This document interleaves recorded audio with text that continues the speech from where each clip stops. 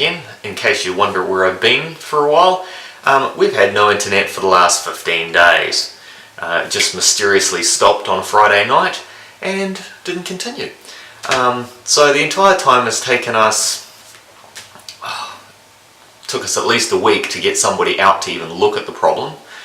They kept insisting it was our problem, even though I did all the diagnosing on it and looked at the router and everything.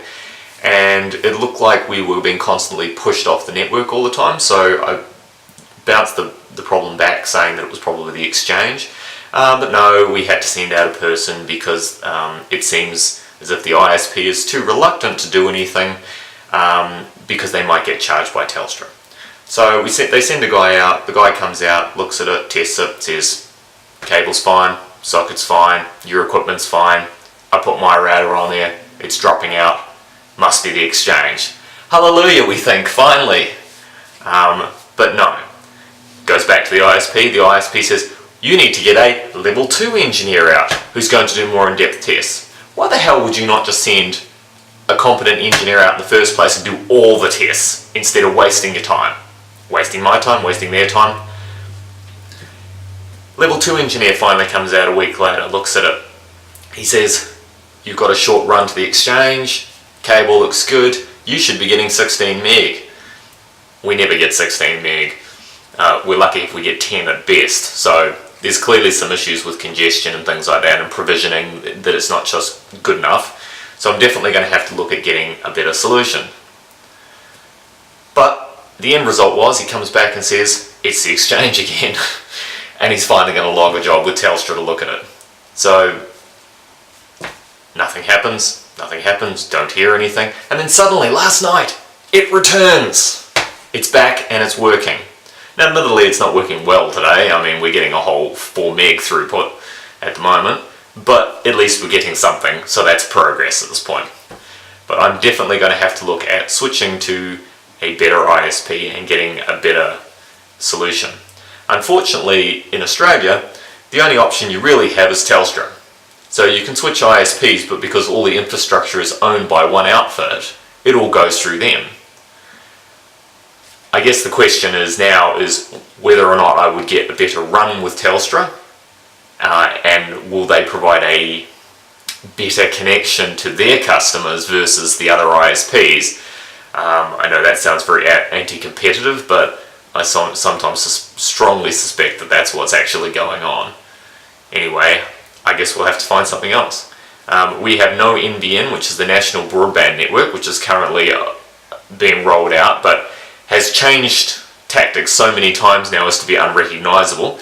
Originally it was going to be fibre optic to everyone's house, but then the current government in their eternal wisdom felt that it would be somehow cheaper if we just rolled it out to the node and then patched in whatever else we had on it. It makes no logical sense to have high speed through to the node and then buffer that all down to whatever shit connection you can get from there on out.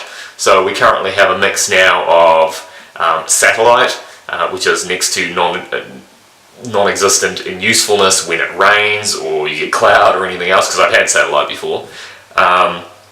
Broadband, Wi-Fi, cable network, all sorts of things. As it is, our area is provisioned to get on the old Foxtel HFC network, which is a cable provider for TV, next year sometime. But apparently they just spent 80 million buying the old HFC network to then find that it didn't work and it was broken and obsolete.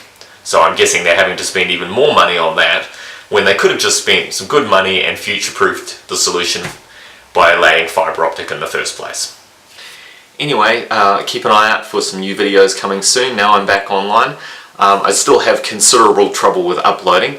My upload speed is limited to about 300k, which makes it very, very difficult. I'd really like to do some game streaming videos and things like that, but I just don't have the capacity for it at the moment. Hopefully that will significantly improve once the NBN comes online next year. But as it is, it's very, very difficult at the moment to even just to get these videos online. So we'll persevere with it. But stay tuned, I've got some more drone flying videos and things coming up, and I might do a how-to series on flying the drone and doing some maneuvers and things like that, and drone safety and stuff. So keep an eye out for those. So anyway, hopefully it's going to be sorted out soon, but here are some things that you missed while we've been away.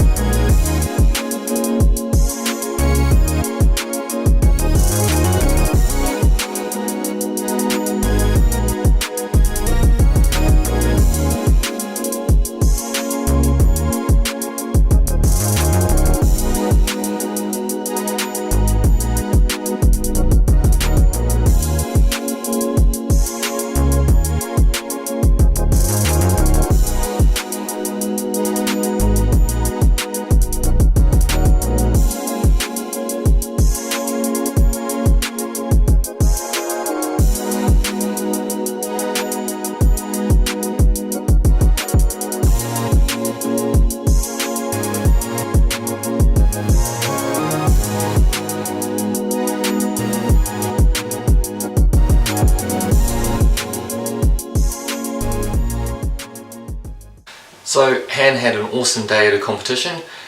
She got a participation medal but didn't get anything else.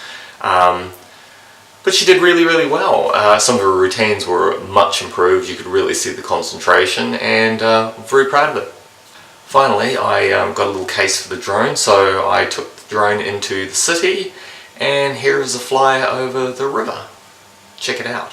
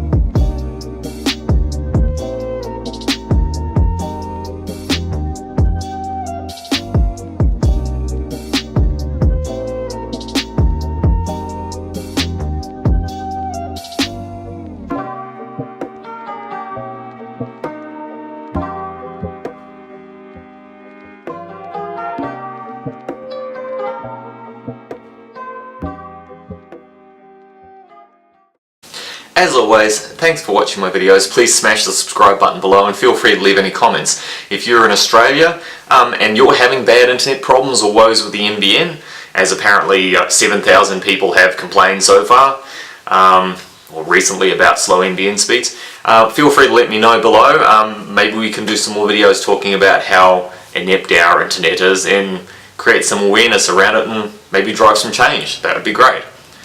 I'll see you next time. Thanks for watching. Bye.